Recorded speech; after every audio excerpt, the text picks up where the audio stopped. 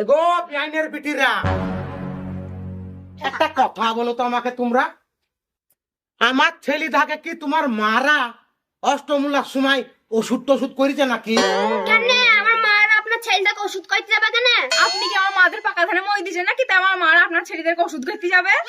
ওষুধ করেনি তা আমার ছেলেরা তোমাদের বিয়ের আগে সকাল 6টার সময় ঘুম থেকে উঠে পড়তো, আর বিয়ের পরে সকাল 10টার আগে উঠে না কেন? সেটা আপনার ছেলেটাকে সুদাঙ্গা কেন বিয়ের পরে সকাল 10টার আগে ঘুম থেকে উঠে না? আপনার ছেলেদের যা স্বভাব, আমাদেরকে সারা রাত ঘুমাতে দেয় না, আবার প্রত্যেকদিন সকালে 2-3 ঘন্টা পাহাড় টিপি দেয়। কি আমার ছেলেরা তোমাদেরকে সারা রাত ঘুমাতে দেয় না, আবার সকালবেলা উঠে 2-3 ঘন্টা পাহাড় টিপিলে? বিশ্বাস যদি না হয় আপনার ছেলেটা সুদাঙ্গা। আরে সর্বনাশ! এই এদিকে আয়। আরে পরের মেয়ে ধাকে বিয়ে করে লিয়েছি, সারা রাত তোরা ঘুমাইতে দিসনি বৌমা তাকে, আবার সকালবেলা একটু 2-3 ঘন্টা পাহাড় টিপলিস কেন? তুমি তো কোনোদিন বিয়ে শাদী করনি, তা ওসব তুমি কি করে বুঝবা? আরে তা আমি বিয়ে শাদী করিনি, তা তুই কোথা থেকে এলি রে? কেন তুমি জানো আমি কোথেকে এসেছি তা? আরে আচ্ছা কাজ রে, আরে তুই যখন 6 মাসের ছেলি দেখুন তোকে থুই তোর মা মরি গেছি, তাহলে কি তোর মনে নাই হয়তো? কেন ইন্তাজুল তো আমার আগে হয়েছে, তা ইন্তাজুলের মনে নাই? আরে ইমতাজুল তোর আপন ভাই নাই রে, তোর ফুপাই তো ভাই, ওর মা ওকে 2 বছরের ছেলে থুই মরি গেছি, আর ওর বাপ আর একটা বিয়ে করছে, দি ও আমার কাছে মানুষ। এই তোরা মাঠে চলে এইসব হিসাব তুই থাকে আমি আর এখন দিতে পারবো না, চল বউ পাগলা দল সব চল।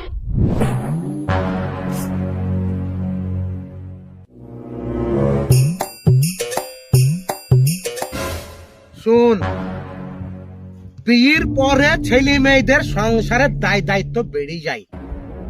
তোরা বিয়ের আগে ঘুম থেকে উঠতে সকাল 6টার সময়, আর বিয়ের পরে উঠছিস সকাল 10টার সময়। এই তোদের দায় দায়িত্ব রে সংসারের। লে তাড়াতাড়ি ঘুনিরা এলে ঘুনিরা।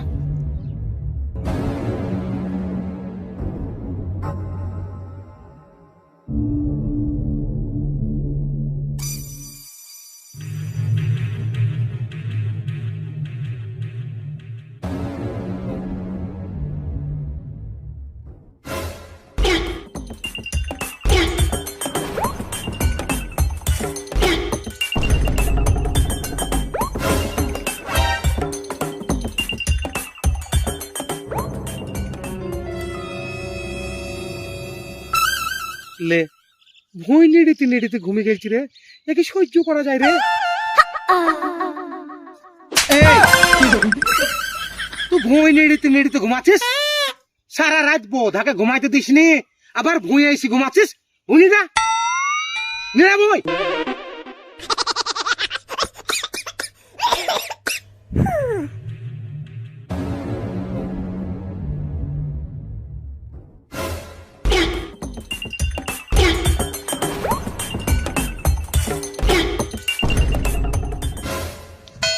আরে ও তো ঘুমাইতে লেগেছে রে।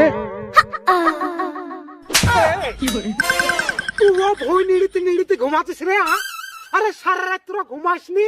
আরে নতুন বিয়ে কারো হয় না? আরে ভুনিরা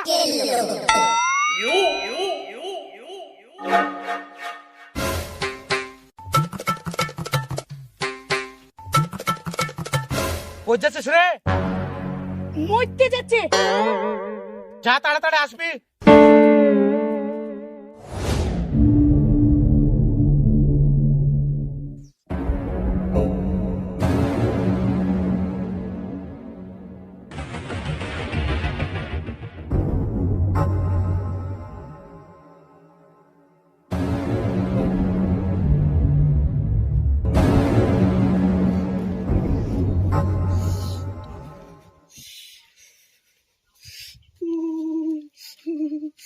আব্বা যা জ্বর এসে তাড়াতাড়ি বাড়ি ছিল।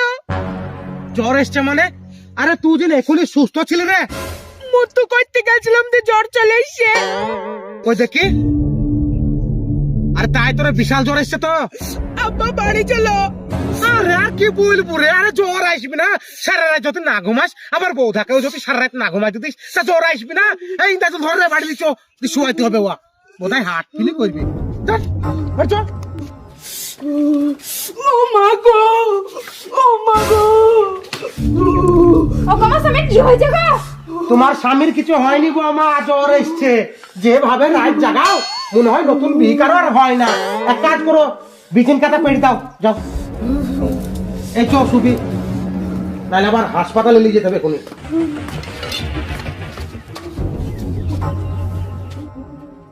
কুকু পাশে থাম। ও মা গো, সারা রাত জাগতা কুকু করছে।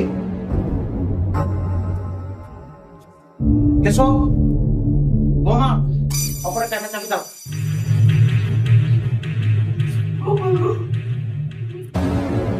ও ঠান্ডা লাগছে? ও মা গো,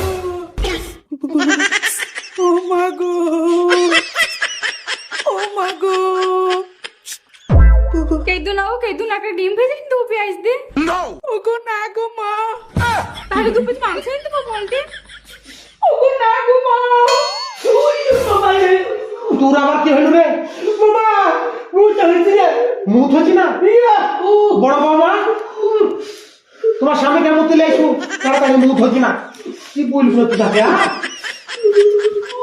এই চলো মুক্তি যাবা। মুঝে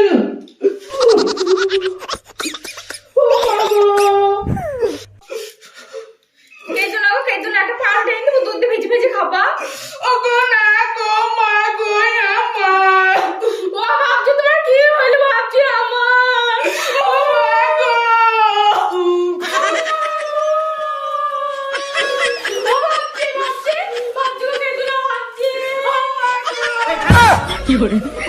আগো বাবা, আমার ছেলের নাহলে জ্বর এসছে।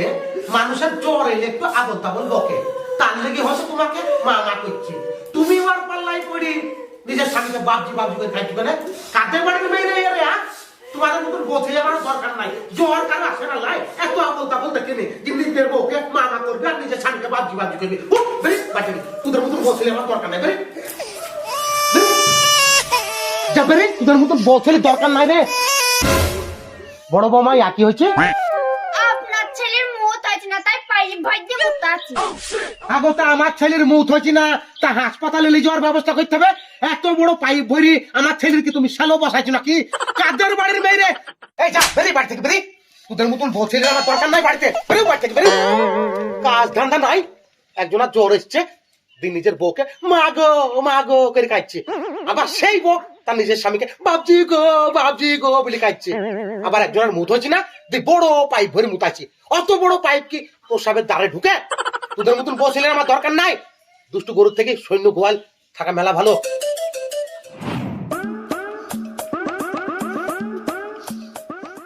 এইভাবে নিজের বাপ ওই বাড়ি থেকে বাই করছিল।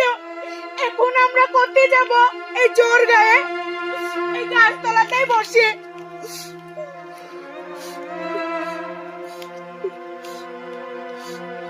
কাটিস নে তুই আব্বা ভাল্লা মার দিব। বাপকে কি মারা যায় রে? থাক, কিছু একটা ব্যবস্থা ঠিক আল্লাহ করে দেবে।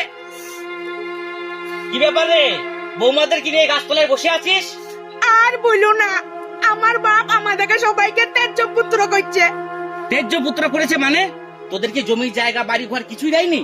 না, তাহলে শোন, তোদেরকে আমি একটা বুদ্ধি দিচ্ছি। আমি একটা কাগজে সমস্ত কিছু লিখে দিচ্ছি জমি জায়গার ব্যাপারে। তোর বাবাকে গিয়ে একটা ক্লিপ মেরে নিয়ে আসবি। ঠিক আছে।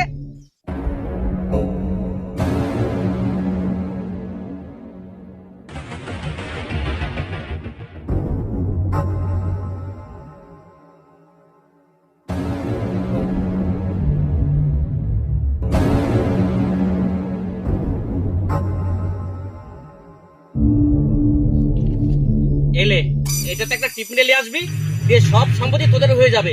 তোদেরকে যেভাবে যেভাবে তোর বাবা ঘর থেকে বের করে দিয়েছে, ঠিক সেইভাবে ঘাট ঢাকা দিয়ে বের করে দিবি। এলে ঠিক আছে, চলো তোমরা।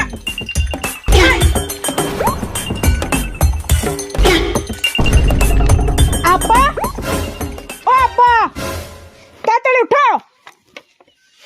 কি হইল রে? তুদা কাজি আমি বাড়ি থেকে বাইর করে দিলাম। ও এসব তোমাকে জানতে হবে না। তাড়াতাড়ি এই কাগজের নিচে টিপটা দাও। এই নাও। টিপ দিব মানে? কি লেখা আছে কাগজে?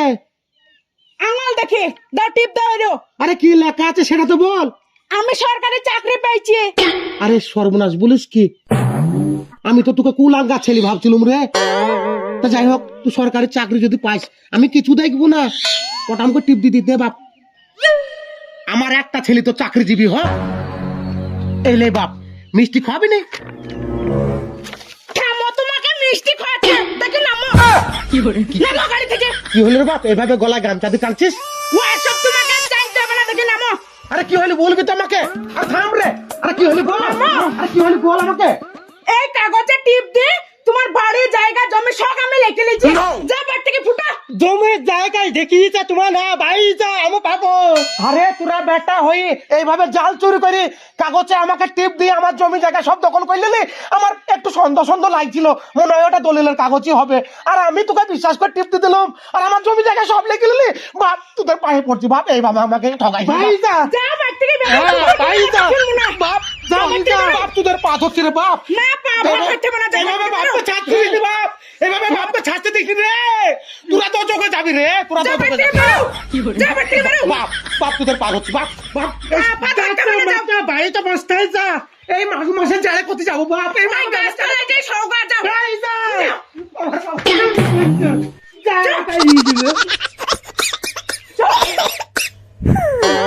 কুকুরের বাচ্চারা কই লুকি রে, এইভাবে বাপকে কেউ ঠগাই রে। আজ আমাকে গাছের তলায় শুতে হবে। ওরে বাবারে বাবারে, এই মাঘ মাসের শীতে আবার গাছ তলায় কি করেছিস শুভ রে? ওরে বাবারে, গাছের উপর কইও মেলা আছে, কেউ হাগিস নি রে।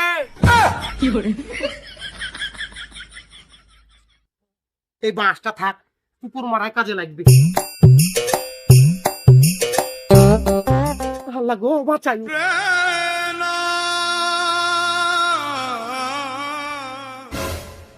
হ্যালো ভাই, ভাই, আরে গাছতলায় শুয়ে আছো, কি ব্যাপার?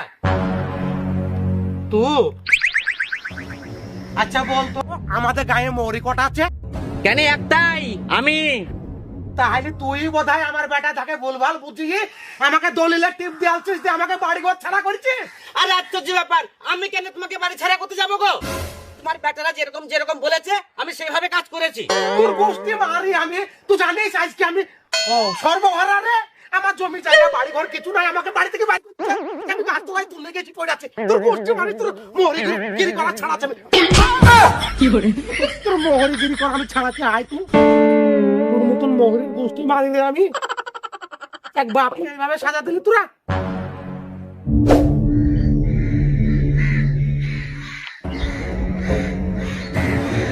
আরে কাকা এখানে শুই কানা গো। কে রে বাপ, এসছিস তুই? হ্যাঁ তুই আবার কে রে? আমি মনে করছি আমার ছেলে রে তুই। আর বলিস নি বাপ, আমি এক সর্বহারা বাপ। আমার বেটারা জমি জায়গা সব লেখি লিখে দিয়ে আমাকে বাড়ি থেকে বাইরে করে দিচ্ছে রে। তোমার যা গুণ তোমার বেটারা ঠিক করছে। তোর কাছে অভিশাপ দিচ্ছিস রে, তোর কিছু বলিতে দাঁড়া।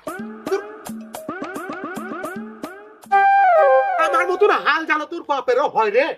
তোর বাপকেও জানো এইভাবে গাছ তলায় শুতে হয়। এ কি সহ্য করা যায় রে? হ্যাঁ, তোমরা দেখিছো আজকালকার ছেলেপিলেদের কীর্তি কারখানা।